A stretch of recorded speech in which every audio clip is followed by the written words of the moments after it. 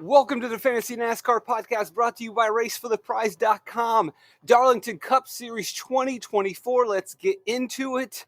Bunch of winners last week. Congratulations, guys. Thanks for joining me at RaceForThePrize.com. Signing up for that May package, $30. You Venmo'd, you PayPal, you Cash App'd. You got your hands on the spreadsheet. You had a great week, but hey, no time for victory laps. You got 3 races this weekend. We got to review Kansas. We got to look at last year's Darlington. We even got to look at a Dover race from a couple weeks ago from Xfinity. Oh my gosh, there's so much to do. What are we going to do? Well, we're just going to do it. We're going to research Kansas and Darlington and even look at that Dover race. We're going to put in the work. And it's work, but would you rather listen to the news or a political podcast about our downfall? Where's that guy that said he'll be done in April? I'm just heating up. Rant on the back end, by the way. Let's get to it. We'll talk about Darlington Cup Series. This podcast will be a review of last year's Darlington 500. Then we'll do a podcast reviewing the recent Kansas race to get an idea of current form. I will do a third podcast, breaking down the optimal lineups at Darlington and the Next Gen Car. Our fourth podcast, doing the pit stops. And then, yes, of course, there'll be Xfinity podcasts. There'll be Truck Series podcasts. We'll put in the work. You'll listen to the work. And hopefully you'll have a big weekend and enjoy a weekend jam-packed full of racing, a month jam-packed full of racing. Let's get into it. Darlington, mixed results. Very hard to look at finishing position at Darlington. It's the lady in black. It's the track too tough to tame. You're running up against the wall, you wreck out. You're running up against the wall, you get a tire rub. We have loose wheels. We have poor pit stops. Everything can and will happen. Now the 500 race in the Labor Day weekend, Southern 500 tends to be a little bit more hairy, more laps, but I wouldn't say that the 400-mile race is that much more tame. A lot can happen, a lot of side-by-side racing, a lot of aggressive racing, especially in stage 3 when we get there. So that means finishing position often is misleading. You can see on the screen, you're seeing really good results from drivers and very poor results from drivers. So if you have used the Fantasy NASCAR spreadsheet before, I would suggest you go to the track tab. On the right side, we have DFS outputs. So, for example, Denny Hamlin scored the 5th most fantasy points last fall. 15th in the spring race. 3rd most fantasy points. We don't need to worry about that. What we'll look at here is our rating rank. Driver rating, and then we rank them from best to worst. So as opposed to looking at finishing position, which just tells us what they do on the last lap, this gives us a big, more broad, comprehensive view of what a driver did. It gives us a driver rating. What did they do on all of their laps? So, Denny Hamlin was the 3rd best driver last fall. Arguably, he was the best. But the statistic is suppressed by the fact that he has a loose wheel and then turns a bunch of laps in the 20s. That goes into the statistical calculation and brings him down. When, before his event or issue, he was probably a perfect driver with a 150 driver rating. Now, we look again, what we're really looking at is who's been running well for the most part, not specifically one individual race, right? We don't want to overreact to, Martin Truex Jr. was only the 22nd highest rated driver last fall, and the Southern 500 had a loose wheel. That'll do it to you. 2 loose wheels for JGR. Our chicken pick guns out. William Byron. Again, so what we're doing here is looking at where they are rating-wise. And in the last 4 all next-gen races at Darlington, William Byron has been a top 5 driver. 5 of the last 6.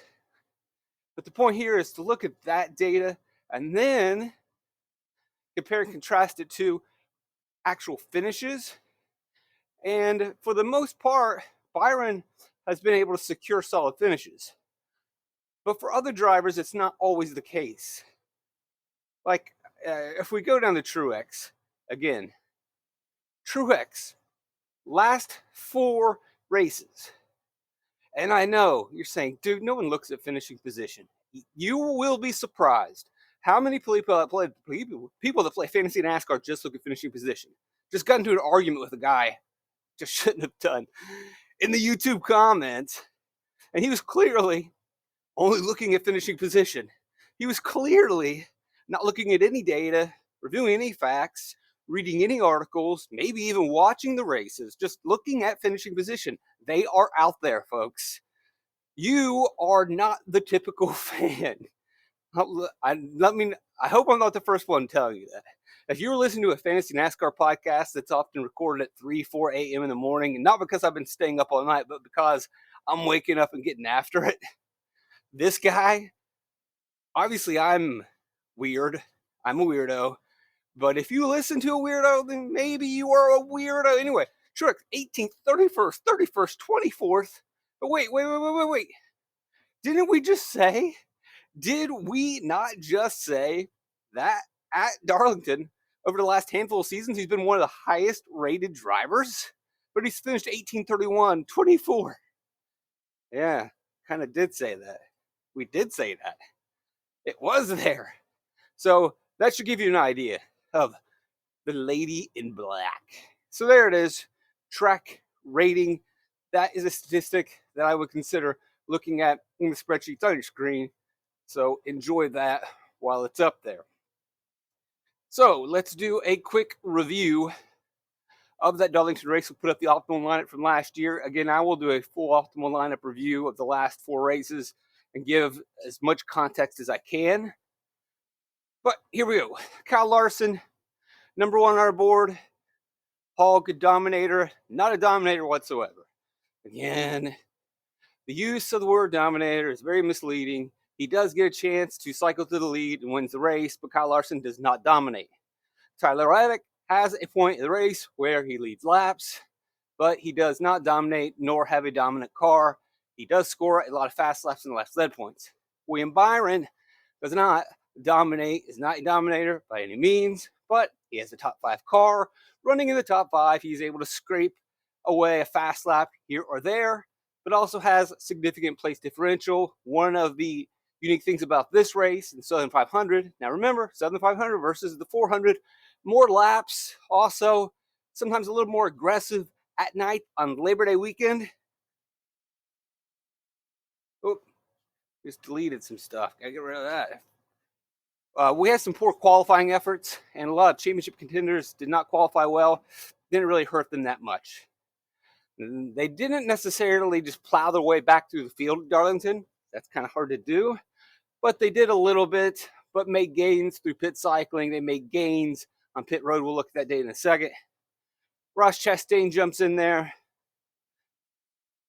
And I need to break down Chastain's because, look, you see average running position of 18th. But a lot of that's going to be suppressed because he started 27th. Again, I mentioned this to people a lot. And I'll talk about it on the back end. Some people only look at finishing position because they don't know what they're doing. Some people think they're super smart because they look at average running position. But if you have to work your way from 27th to 5th, you have to log a lot of laps in the 20s, and that's going to calculate into this and always make this look worse than what it actually is. Next thing that you're going to notice is Denny Hamlin, 21:44. It is the Denny Hamlin show, minus 23, loose wheel, late in the race. Too bad.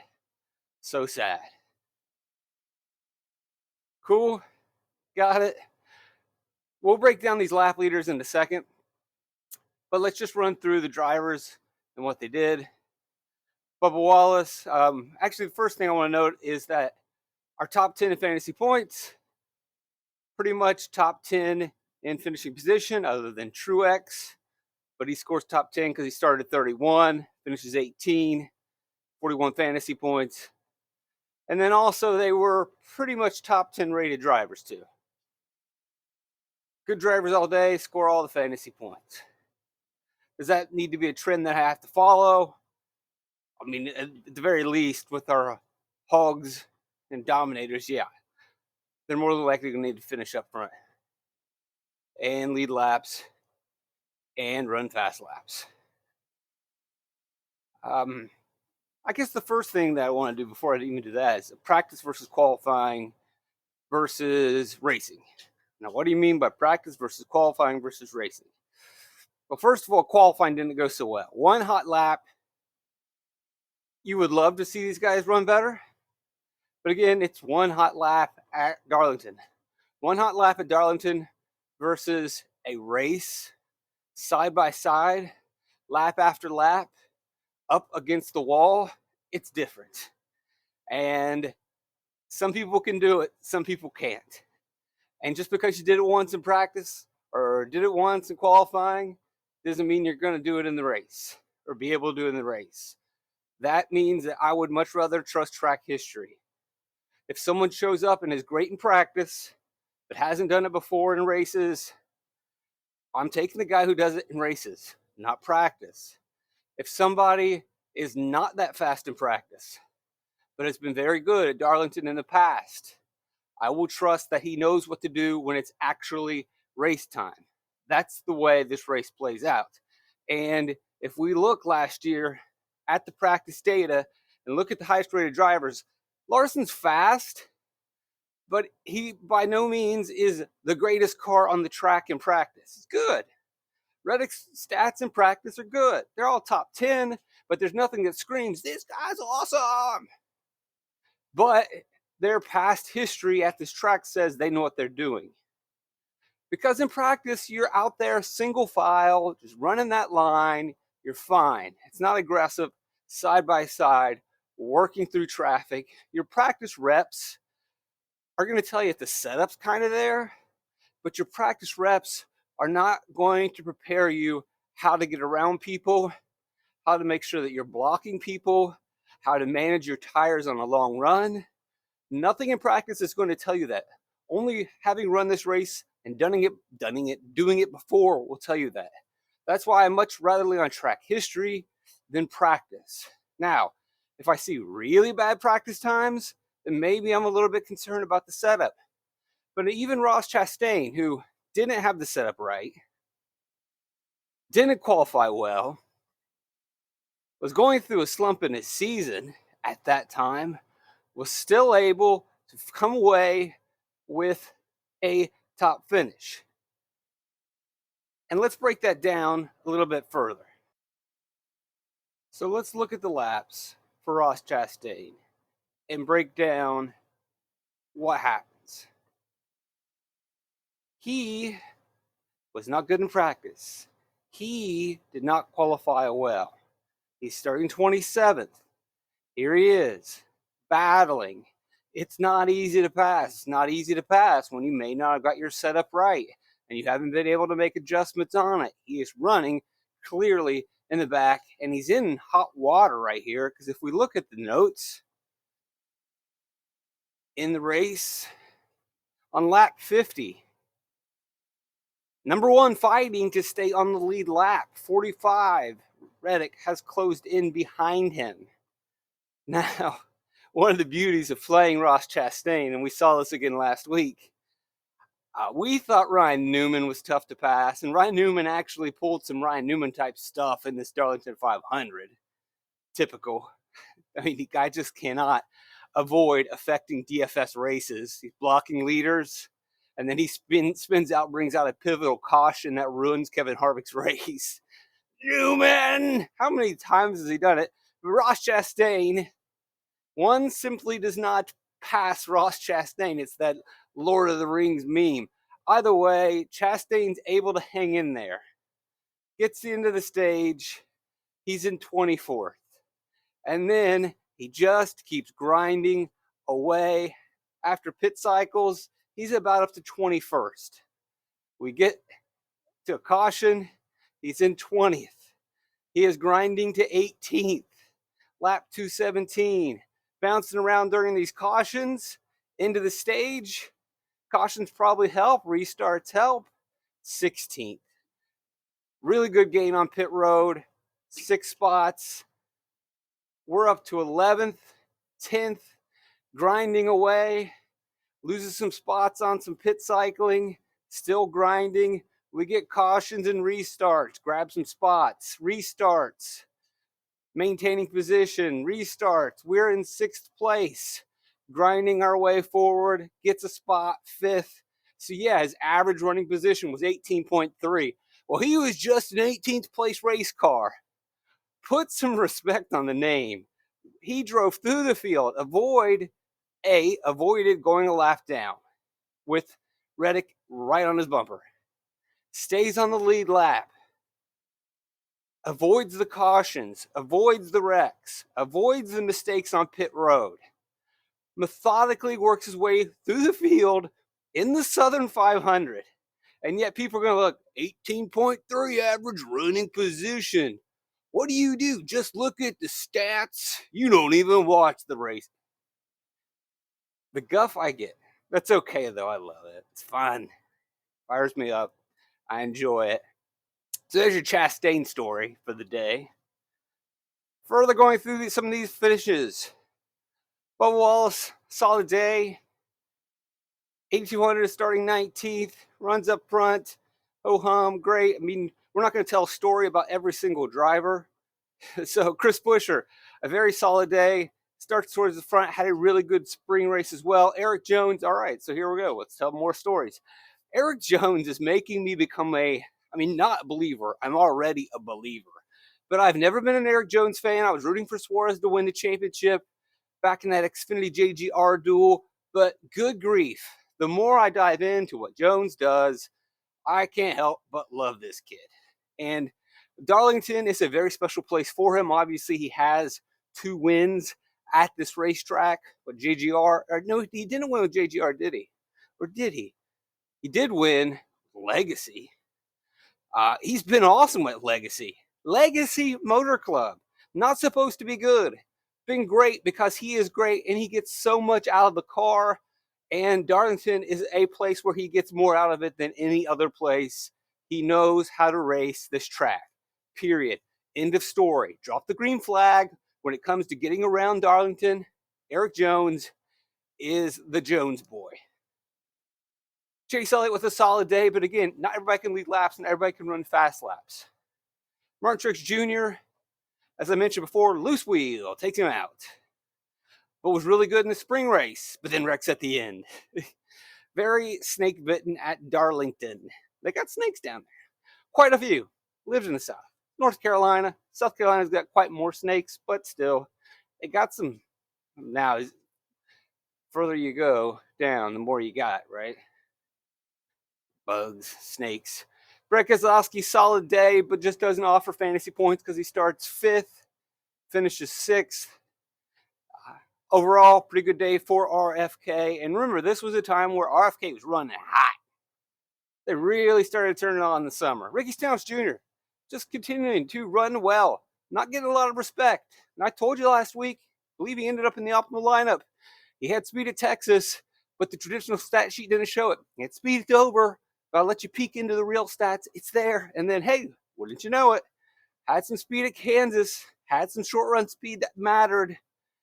Hope you listen to those podcasts. Leave a like, subscribe, share, leave a tip. And their tips are coming in. Hey, had a big weekend. Just want to share a little money with it. Man, I thank you so much. I appreciate it so much. It is great. Mickey D's when you guys win. More Mickey D's when you win. AJ Allmendinger, solid day. Kyle Busch, just a solid day. Not really that bad for RCR last season. Austin Dillon, just another solid day. Blaney, never been that great here. Runs really well. Doesn't have the opportunity to score a bunch of fantasy points. Starts 4th, finishes 9th, runs 10th. Again, track history matters. Not that Ryan Blaney is an absolute slug at Darlington. It's not one of his best tracks. It is a good track for Kyle Larson. It is a good track for Denny Hamlin and Martin Truex Jr. They're going to score the points. Blaney is not. It doesn't matter what happens in practice. It doesn't matter what happens in qualifying. I lean heavily on track history, and I also will weigh current form. But this is a perfect example of when the green flag happens, eventually the cars that have been good at Darlington will get to where they need to be and should score the points that we expect. All right, so our first value pick that pops up on the board is Justin Haley. And he goes from 29th to 24th. Hardly a Herculean effort. Hardly a major fantasy day. He scores the 17th most fantasy points at 27, but he provides the savings along with our other value play of Ty Dillon. We'll get to that one in a second. That allow us to stack 4 guys that have heavy place differential points and fast laps. And it could have been even uglier if Denny Hamlin wouldn't have suffered that late race loose wheel. Anyway, we got Haley. He finishes 1 lap down with Colleague. How did it work? It's not rocket science. I did several videos on this last week breaking down how these value picks work. We are not comparing Haley to him. We are not comparing Justin Haley to our hogs or dominators, or even our top tier drivers, RFK of Buescher and Keselowski. Haley is in the Le Mans class, the Lemons class, the LM class, the C class, the backpack, whatever you want to call it, however you want to classify it. Haley's racing against Dillon. Haley's racing against Newman, Priest, LaJoie, Gilliland. That is his class. It is unofficial. It's not like IMS or IMSA where we have official classes, different prototypes, and it's clear and you can see the different bodies, who is different. We got a bunch of cars on the track and they're in different car types, and it's easy to see, oh yeah, well, he's the best of that class. They're in the same car, but they're not in the same class. So when we're looking at value, there are really two categories or two questions we want to ask ourselves. Can Haley win the class? Where will Haley finish in that class? But also, the caveat is that where is Haley starting? Because we also need to look at it from the DFS perspective. Yes, he can win the class, but is he going to score some fantasy points? Is he going to be a good FPPK or fantasy point per $1,000 spent play? Is he going to be efficient? Is he going to be a good return on investment?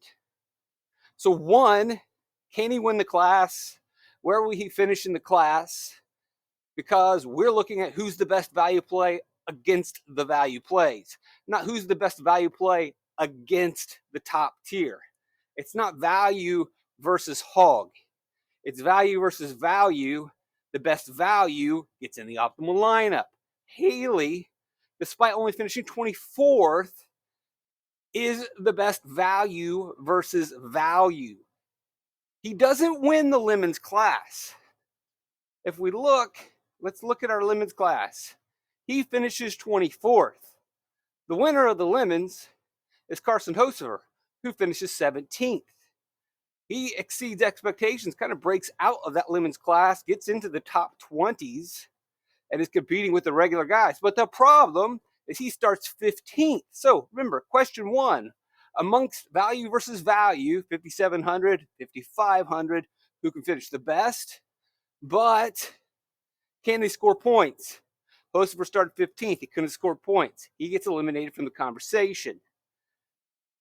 Haley is 24, beats Dillon's 29. It beats Ryan Newman's 27. It beats Priest's 28. So yeah, Haley is able in the Lemons class to outrace Newman, Priest. He does not defeat Corey LaJoie. But on our flow chart, question number two, where'd you start? He started 22nd.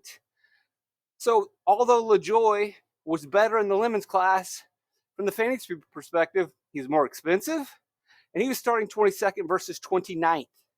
So you say, well, guess what? I don't need necessarily Haley to win the Lemons, but if he can finish towards the top of the Lemons, he's going to score more fantasy points because of place differential, and in comparison to value versus value, he's actually cheaper.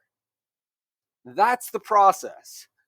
Todd Gilliland, Haley gets him 24 to 26. Gilly was cheaper. Gilly actually started further back. It was actually a cheat code because somehow Haley, it's not even it's somehow, but Haley scrapes off 4 fast lap points. Gilly only gets 0.45, and that is all the difference in the world. But there is a process of value. And then you got Ty Dillon, who sneaks his way in by getting off cycle 13.5. So recently I did get an email from a guy about Derek Kraus getting fast lap points at Kansas. Well, here's Ty Dillon last year, finishing 29th.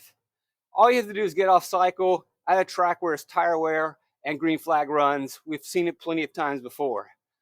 I know it hurts, it stings, but it just happens, guys. I don't know what to tell you other than that. We've seen it plenty of times in DFS over the years where the value pick doesn't have a good day, but because he didn't have a good day, he got off cycle at exactly the right time, and he was on fresher tires, and so he was logging fast laps with a sizable advantage. Just happens. I don't like to tell you. It's racing. It's the way these stats like, I get it. I remember what was like 2015 complaining about fast lap stats and how we just need finishing position. Do you remember? Look, I've been doing this podcast since 2013. I remember everything. But yeah, 2015, it was always a back and forth over it's too hard to predict fast laps. We can't keep track of these things. And they can be random. And DraftKings was just like, shut up. And now we don't even argue about it anymore. But here you go, Ty Dillon, 13.5 fast laps. You can flip out about that. Is that fun? Okay. Do I need to break down any of these drivers further? Newman, Priest, LaJoy. Just typical days. Kevin Harvick was having a really good race. Newman has his incident right as Harvick's coming down pit road, and Harvick enters pit road when it's actually closed. Ruins his race. Tough luck. 4-car was fast. Gibbs was just having a ho-hum day. Did get into a bit of a dust-up. Christopher Bell on the pole, gets into the wall during the race, bends the toe length. That's pretty much it for him. Hits the wall way too hard. And that ruins his race. Bowman and Suarez wreck each other. Actually, Bowman blocks Suarez. Suarez doesn't back down. They wreck. They take out Harrison Burton, who was good in the spring race. Cindric, I believe, got into a wreck at some point. Michael McDowell also gets taken out in a wreck late in the race. BJ just dies, blows up. Doesn't finish the race. I think that pretty much wraps up our review of Darlington. Oh, we want to look at the leaders real quick. Okay, so if we just look at the race flow of who leads the race, you just start with Hamlin. Actually, you start with Christopher Bell. Christopher Bell has the lead. And we have some pit cycling, and he loses the lead. He'll eventually get in the wall. Tyler Reddick's going to cycle to the lead. Stays in the lead through these first 100 laps. One of the few race passes we get is now when Denny Hamlin runs Reddick down, and then it's pretty much the Denny Hamlin show. You can see at the bottom of our screen. And Denny Hamlin is in control through the pit cycles, through the pit stops. Just pretty much his day. Then he gets our loose wheel here on lap 272. So then that hands the lead back to Reddick. Reddick is in control. Reddick loses the lead on pit road on lap 316. Oh, hell yeah. And then Steve Austin Larson, Stone Cold Kyle Larson, it's true, then takes the lead on pit road and wins the race. I mean, like, oh, well, Larson stole one. I mean, Hamlin dominated. Hamlin had absolute control. Not really that much of a surprise. And then when Hamlin had his mistakes, like, hey, wonder who could possibly take over. I don't know. The two drivers who've been fast at Darlington in the past, the two drivers that have been good current form-wise in the past, Kyle Larson, Denny Hamlin, Tyler Reddick. Who we talk about every week? Who we talk about last week? Who are we going to talk about this week? Denny Hamlin, Tyler Reddick, Kyle Larson. I'm going to talk more about Tyler Reddick here in a second. All right. And then if we just break down kind of where those lap leaders are running, Larson, very good at the very beginning. Just really works his way forward. No surprise. Really the only driver to make that type of gains that quickly, from 18th to 9th in 30 laps. We looked at Ross Chastain earlier, who methodically grinded through the 20s. This guy just flew through the teens. Into 9th, pit cycling, good stop. Now he's in 3rd. And that is one of the stories that we see at Darlington. Some of the guys getting in and off pit road, having pit stops that are fast. Good teams really make gains. Good pit stops are where it happens. Larson is not a good example of, oh yeah, you can make gains on the track. No, you can't. But what Larson did was, A, make gains on the track, which was rare. B, was one of the elite guys that gained spots, didn't lose spots on pit road. That's how you get to the top 3 in 100 laps. But even once he got to the top three, even after he demonstrated all that speed, he still couldn't get past Reddick or Hamlin under green flag conditions. Hamlin had the race. Reddick had the race. Larson got the race on pit road. Once he got the race on pit road, it was all she wrote. And so you can see his laps. We've already gone over this. And then he'll basically get it on pit road. Here at the end, there it is. Tyler Reddick running up front all day. Pit cycles to the lead after Bell. He gets his moment, but eventually loses the lead to Denny Hamlin, and then basically runs right there, top five the rest of the day. He cycles back to the lead when Hamlin has his issue, loses the lead on pit road. The rest of them, you know, pretty much where they ran up front the entire time. I think that's a pretty good breakdown. No real surprises, right? William Byron is up there, but, you know, if Larson, Reddick, and Hamlin are in control, then, hey, Byron just has to be second fiddle, running fifth. Everybody doesn't get to lead laps. We talked about Ross Chastain, Brad Keselowski, solid day. All these guys just solid days, but not everybody gets to lead laps, run fast laps. And if there's not a bunch of events that unfold, then we don't see too many mercurial changes. We see just a consistent running order. Thanks for joining me. Plenty of podcasts on the. Oh, I promised you a rant. No, that's right. Sorry. All right, I had a TKO guy. We'll put it on the screen. I had a troll come into the comments. I always appreciate the comments. And I love it. As I mentioned before, people still look at finishing position, which tells you there is still an edge out there, believe it or not. And then some people think, no, I am a sophisticated DFS NASCAR player because I look at average running position. Again, they don't understand that the average running position stat is often suppressed because if a driver starts 30th, they have to work their way through traffic before they get their fifth place finish. And so they log a lot of laps in the 30s. They log a lot of laps in the 20s. And average position counts. Every single one of those laps, you were in 27th place. And so in the end, your average running position doesn't look that great. It doesn't factor in the fact that you drove through the field. You passed a lot of cars. You didn't make any mistakes. So it's not really the best stat. Either way, people look at those two stats and they think that they are like alphas. So here's what the guy says. My LT has, I don't even know what it is. LOL, this dude had Reddick projected to finish first. How can you do 50 hours of research in a week and end up with that? My response. And I'm like, because he won last year? 2311 has 3 next-gen wins at Kansas? He was fastest in practice? And he ran well until the final run of the race. And, oh yeah, he also has a top 3 intermediate track package in 2024. I don't know. Stats, that's how? His response.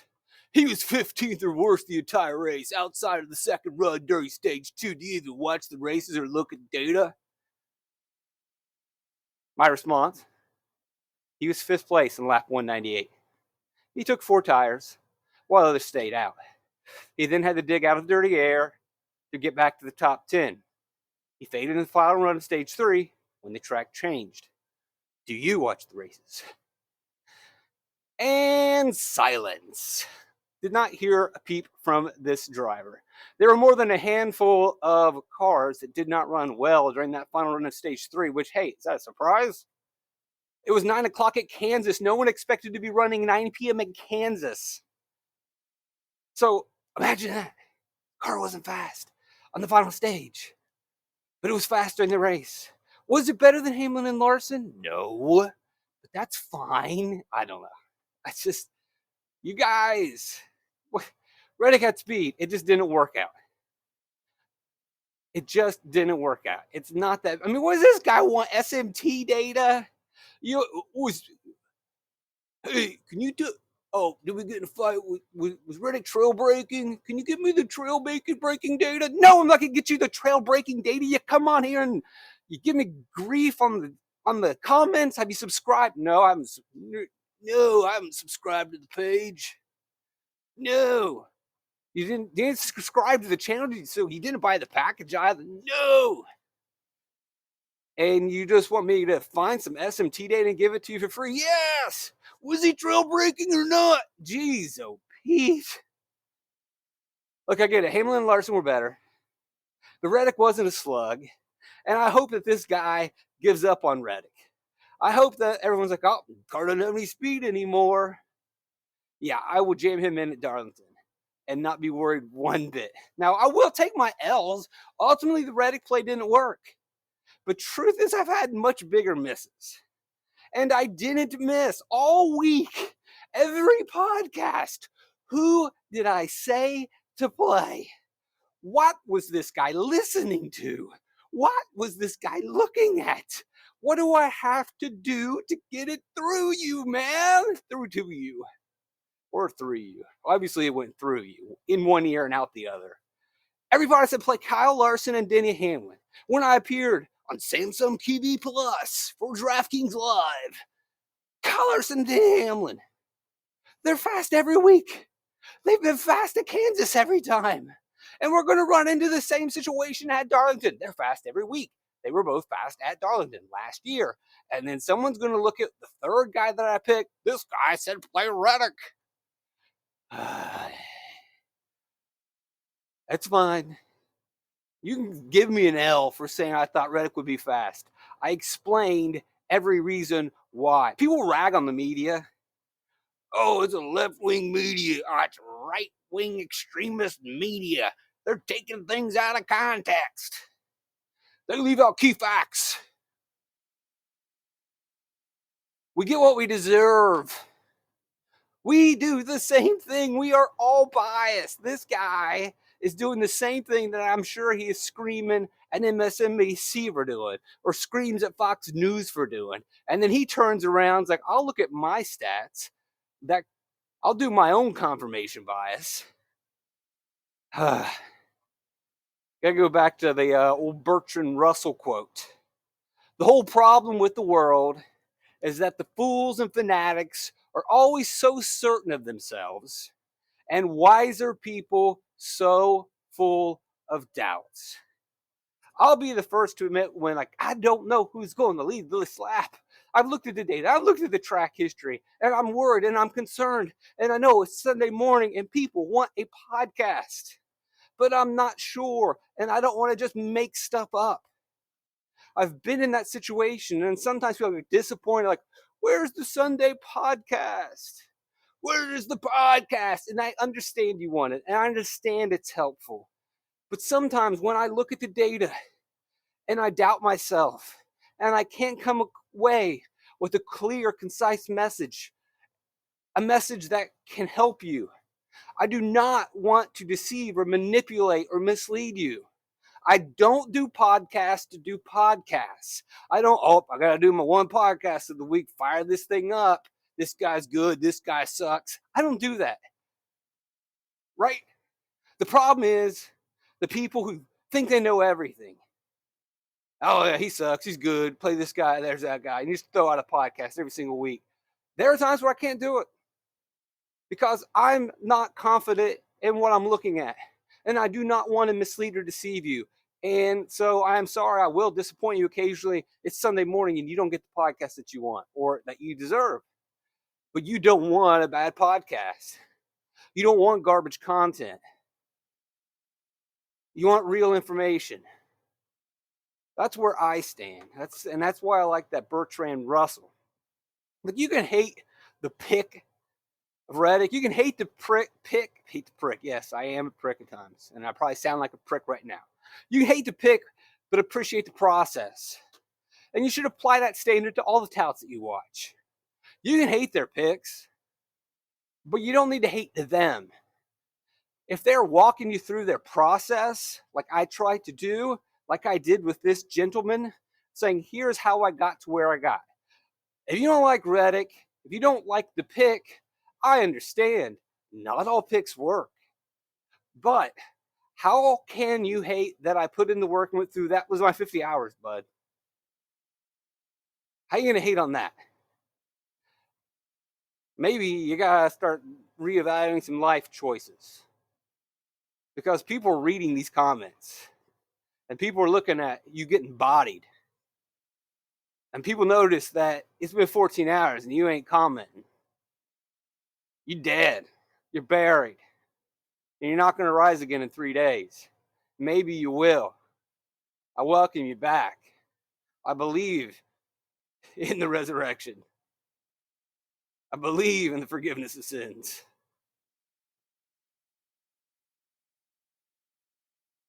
Like if your tie gives picks and doesn't provide process, then yeah, hammer away. But hate the pick, appreciate the process. If they don't give you process, one, why are you listening? If they're just giving you picks and not explaining how you got there, what's the point? There are plenty of articles out there for every sport where you can just get picks. There are plenty of projection tools that are free where you can just get the picks.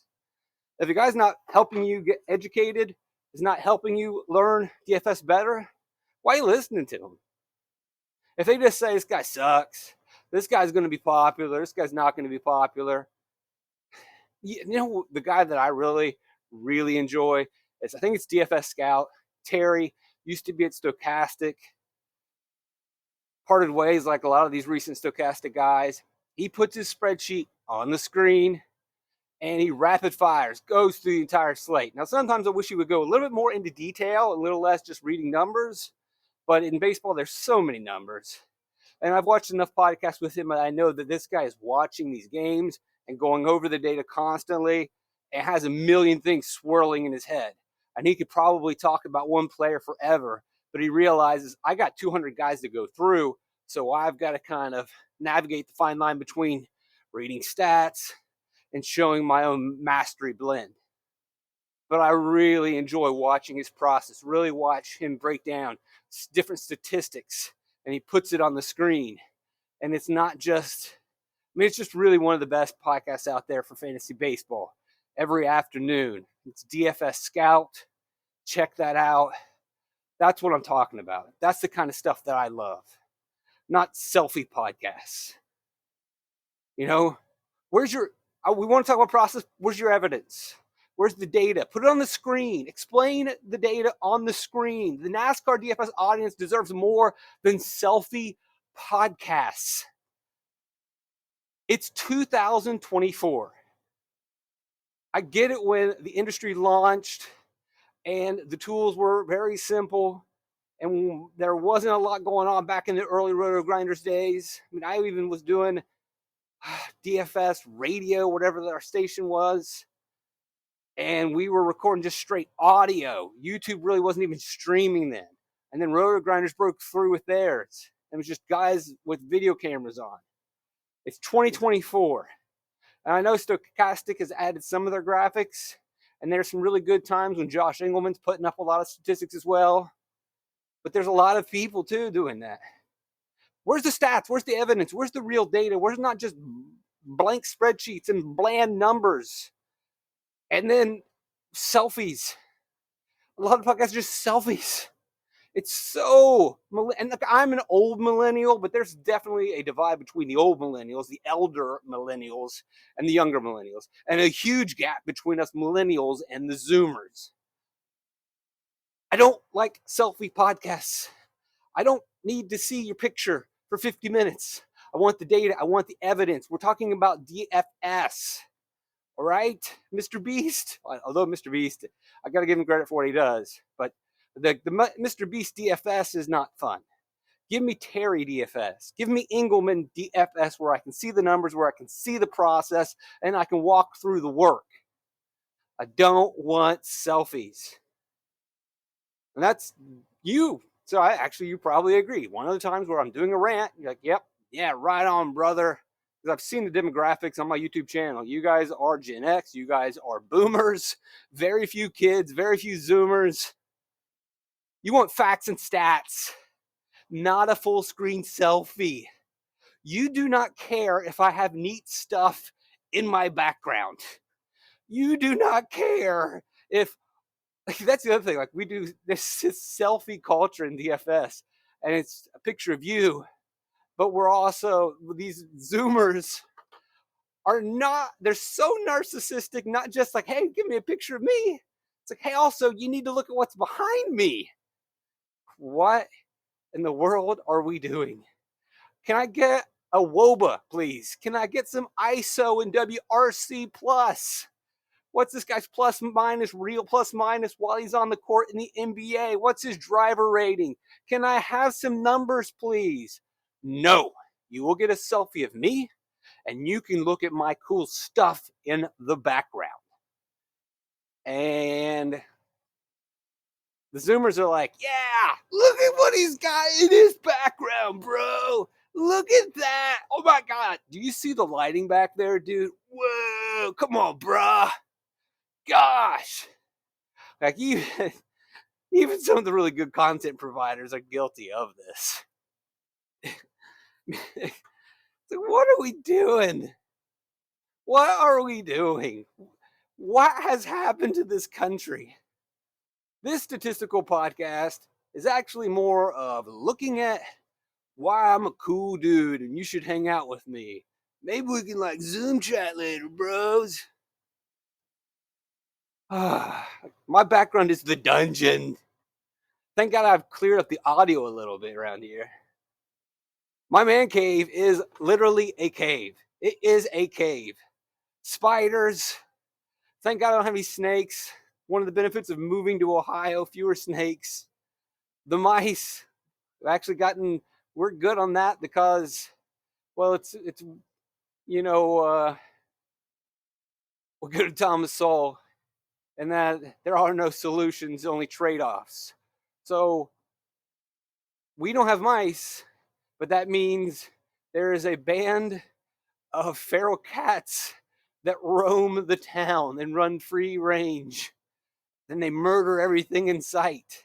So, all right, no mice to worry about in the dungeon, but we got cats murdering everything around. Feral cats that almost outnumber our population of 500 people. So, it's a dungeon down here. It is a cave. It's an unfinished basement that leaks with a sump pump working overtime. Whoa, dude, are those Jordan Air Force Elite 10s in the background? No. It's a cat eating a dead rat. That's what it is. It's not a pair of sneakers. Now, actually, I do have a couple things cluttered up behind me, but when you watch the videos, you can clearly see it's just kind of there because it has to be there. Nothing intentional. If you look at my DraftKings banner where I do videos, it's in front of the what's the filtration system that I had to get? Because we have well water. Again, it's a cave, folks. Oh, reverse osmosis machine. Yeah, it's like, yeah. Some people have got nice backlight and TV screens. I've got a reverse osmosis machine in my background. My water is pumping from a well.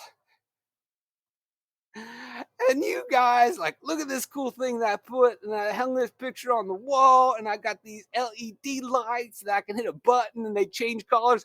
Well, if I hit a button on my reverse osmosis machine, it doesn't really completely clean the well water, but it makes it potable, which is a fancy word for drinkable. Yeah, well, this might be an all-time rant, but it was purposeful. It's positive. All right, we got to get out of here. Oh, boy. Like the video, subscribe to the video, share, recruit people to the channel. You want to get that May package, but you're like, oh, $30, but I missed a race. We can work it out. Email me, DM me, racefortheprize06@gmail.com, @racefortheprize. Thanks for joining me, guys. Blessed to have you around, especially through these stupid rants. And I love you guys. Triple Light, fantastic.